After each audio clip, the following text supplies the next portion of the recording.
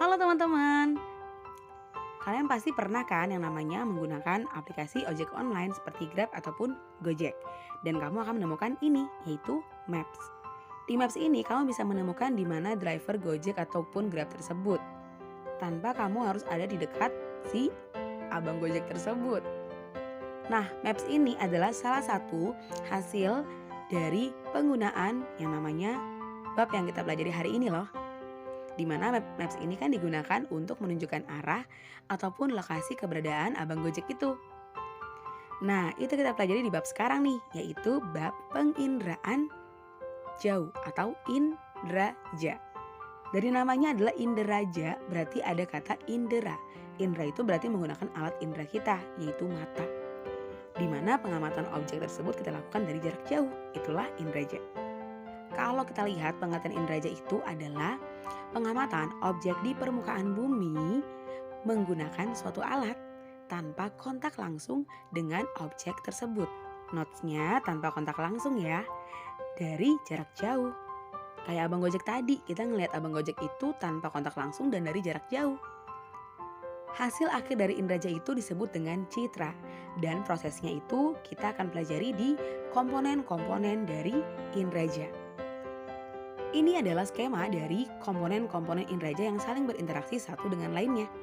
Yang paling penting pertama adalah sumber tenaga. Sumber tenaga ini akan memancarkan cahayanya atau tenaga gelombang elektromagnetiknya ke bumi melewati atmosfer. Kemudian atmosfer akan merambatkannya dan menyinari objek di permukaan bumi. Lalu objek akan memantulkan kembali cahaya tersebut yang akan ditangkap oleh sensor, di mana sensor itu dibawa oleh wahana.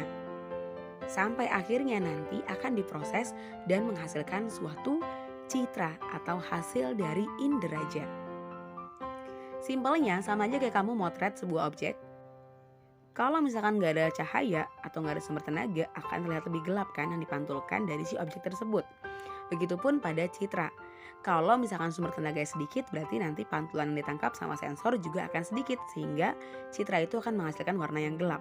Begitupun sebaliknya, ketika yang dipantulkan cahayanya banyak, maka akan menjadi lebih terang. Nah, urutan mekanisme dari komponen inderaja ini adalah sumber tenaga menyinari objek tersebut yang dirambatkan atau diteruskan oleh atmosfer dan diterima oleh objek. Kemudian objek tersebut akan memantulkan kembali yang nantinya akan ditangkap oleh sensor. Kemudian dari sensor itu nanti sensornya dibawa oleh wahana. Kemudian menghasilkan sebuah citra yang bisa kita gunakan untuk berbagai analisis. Simpelnya kamu motret menggunakan kamera kamu namanya sensor dan kamunya adalah wahana atau kamu yang membawa si kamera tersebut sampai endingnya ada sebuah foto. Inilah hasil citra yang akan kita amati dan kita pelajari lebih jauh lagi di video berikutnya, yaitu tentang interpretasi citra.